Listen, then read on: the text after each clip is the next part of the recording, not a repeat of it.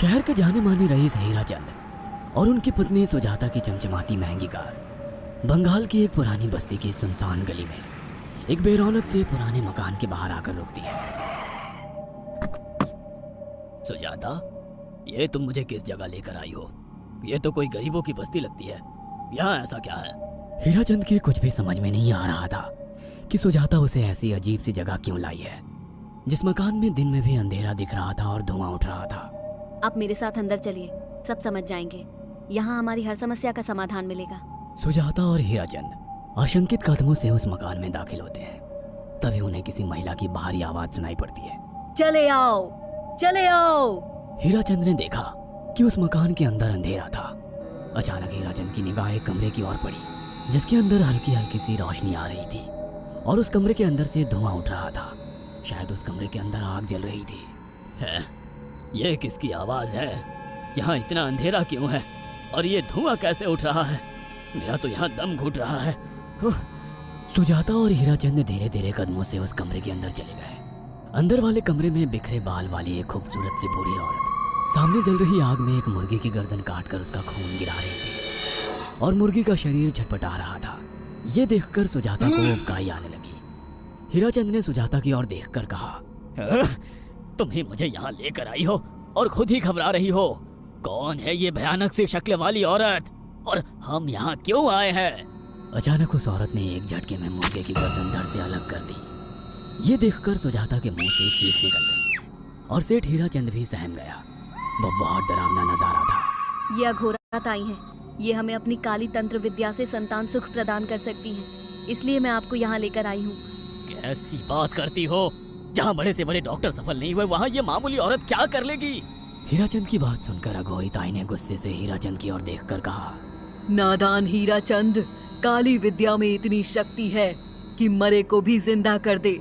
संतान पैदा कराना कौन सा मुश्किल है? तुम्हें मेरा नाम कैसे पता? क्या तुम सच में हमें संतान सुख दिला सकती हो? तुम जितनी दौलत मांगोगी मिल जाएगी, अगर ये संभव है तो। संतान का नाम सुनते ही हीराचंद की आंखों में चमक आ गई। वह संतान के लिए कुछ भी कर सकता था। तुम लोगों को मुझे एक नवजात शिशु लाकर देना होगा। मैं उस शिशु की बलि चढ़ा दूंगी और फिर वही शिशु तुम्हारे घर में फिर से जन्म लेगा। नवजात शिशु की बलि का नाम सुनते ही सुजाता और हरिचंद डर के मारे सिहर गए, पर उनकी आंखों में उनकी संतान का सपना ज्यादा बड़ा था। वह सब करने को तैयार थे। अघोरा ताई, आप जैसा कहेंगे हम वैसा करेंगे। बस हमें संतान सुख दिला दो। बिना वारिस के हमारी दौलत किस काम की? संतान सुख के लिए अंधे हो चुके सुजाता और हरिचंद अपनी नौकरानी शीला से एक नवजात बच्ची चोरी करवा के अघोरी ताई को दे देते हैं।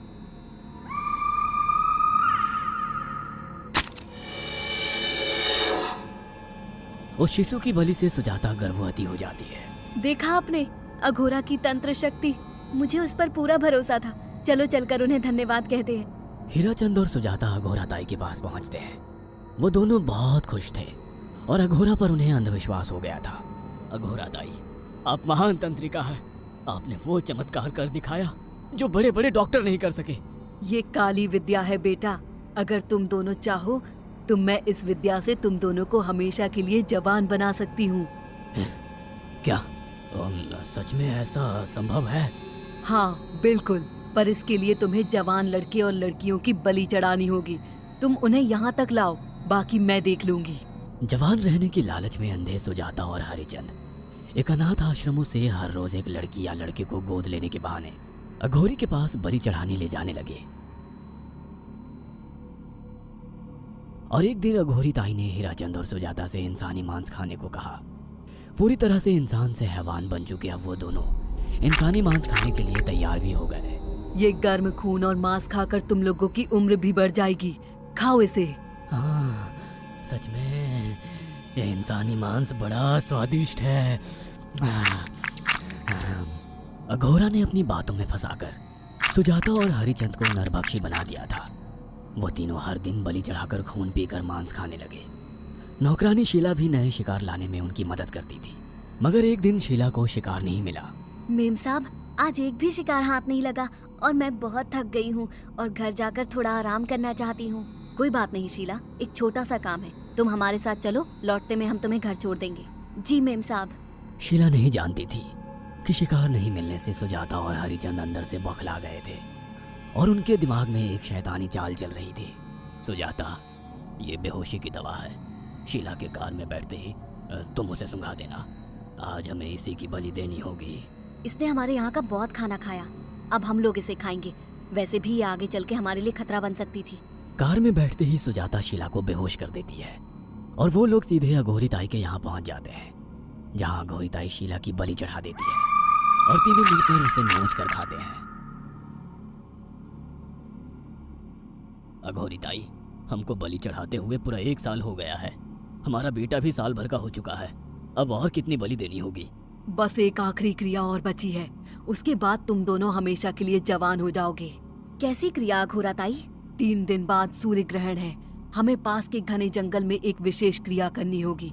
उसके बाद तुम लोग कभी बूढ़े नहीं होगे। कितना अच्छा होगा, हम हमेशा जवान रहेंगे और सालों साल तक अपनी दौलत से ऐश करेंगे। हाँ, सच कहा। अघोरा ताई ने हमारे हर सपने पूरे कर दिए। 3 दिन बाद बंगाल के बियाबान जंगल में कोहरे और ओस से भीगे पेड़ों के बीच एक घने बरगद की बेलों पर कटे इंसानी सिर लटक रहे थे, जिसमें से खून टपक रहा था। काले जादू का सामान भी रखा था। कितनी भयानक जगह है ये, हर तरफ कटे हुए सर लटक रहे हैं। थोड़ी देर में सब समझ जाओगे। बैठ जाओ और मेरे साथ ये मंत्र दोहराओ। ओ, अघोरा, ये किन लोगों की कटी हुई गर्दनें हैं? आप यहाँ क्या करने वाली हो? हीराचंद की बात सुनकर अघोरा जोर जोर से हंसने लगी और उसने एक शैतानी हंसी हंसते हुए हीराचंद की ओर देखकर कहा, तुम जैसे ही लोगों ने अपनी इच्छाओं को पूरा करने के लिए इन लोगों की बलि चढ़वाई है और फायदा उठाया है। अब तुम दोनों आंखें बंद करके यहाँ बैठ जाओ और मेरे साथ मंत्रों को दोहराते जाओ।